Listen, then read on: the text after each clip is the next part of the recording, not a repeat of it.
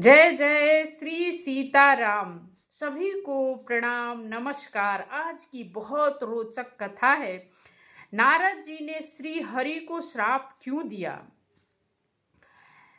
नारद जी की कथा आती है कि भगवान शिव माता पार्वती से कहते हैं कि नारद जी ने श्री हरि को श्राप दिया। माता पार्वती कहती हैं कि हे प्रभु, नारद जी तो श्री हरि भक्त हैं, फिर उन्होंने किस कारण श्री हरि को श्राप दिया।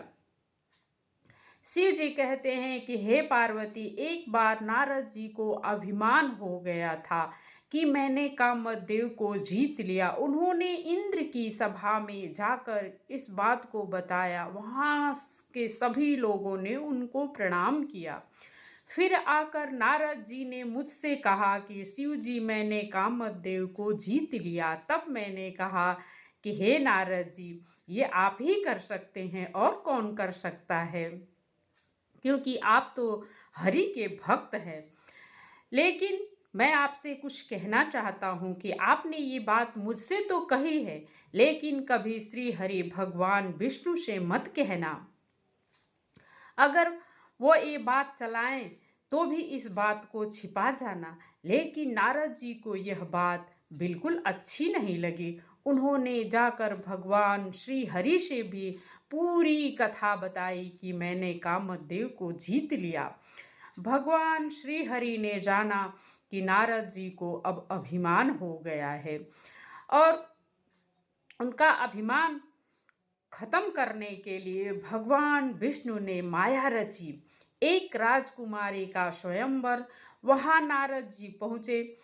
नारद जी उस राजकुमारी से शादी करना चाहते हैं, परंतु राजकुमारी बहुत सुंदर है। तब नारद जी ने कहा कि ये मुझसे तो शादी नहीं करेगी, अब मैं क्या करूं।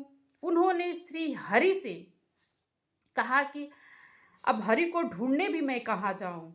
भगवान हरि तो सब जगह रहते हैं, प्रेम से प्रकट हो ही मैं जाना। भगवान श्री हरि को जहाँ प्रेम से बुलाओगे वहीं आएंगे। और जो ही नारद जी ने उनका स्मरण किया, भगवान विष्णु प्रकट हो गए। तो नारद जी ने श्री हरि से सब बात बताई और कहा कि हे प्रभु, मुझे अपना रूप दे दीजिए, मैं इस कन्या से विवाह करना चाहता हूँ। भगवान ने एवं मस्तु कहा कि जैसे आपका हित हो नारद जी, मैं वही करूंगा।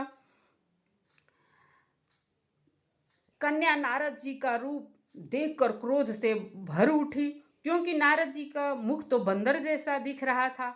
इसी बीच श्री हरि आए राजा के वेश में। वहां आकर कन्या ने उनको वरमाला डाल दिया, और कन्या को ब्याह करके भगवान विष्णु लेकर चले गए।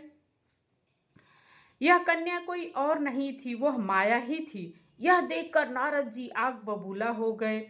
नारद जी के पास दो शिव के गण बैठे हुए थे। उन्होंने नारद जी का मजाक बनाते हुए कहा कि जाकर आईने में पहले अपने शक्ल तो देख लो। तब नारद जी ने अपना मुख देखा, जो बंदर सा दिख रहा था। दोनों शिव गणों को श्राप दिया कि तुम राक्षस हो जाओ, राक्षस के रूप में जन्म लोगे। ऐसा कहा जाता है कि वही दोनों रावण और कुंभकर्ण के रूप में हुए।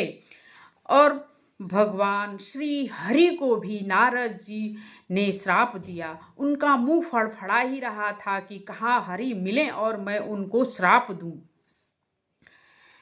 कहा कि जब आप धरती पर नर रूप में आएंगे तो मैं नारी के विरह में तड़प रहा हूँ, वैसे आपको भी नारी के विरह में तड़पना पड़ेगा। और आपने मेरा मुख बंदर सा बनाया है ना, तो बंदर ही आपकी सहायता करेंगे। जब आप धरती पर श्री रामचंद्र जी के अवतार में आएंगे, तब आपकी मदद बंदर ही करेंगे। भगवान श्री हरि ने उनके श्राप को शिरोधार्य किया, और जो ही अपनी माया खींची, न तो लक्ष्मी रही और न ही वह माया वाली राजकुमारी रही। जय श्री राम।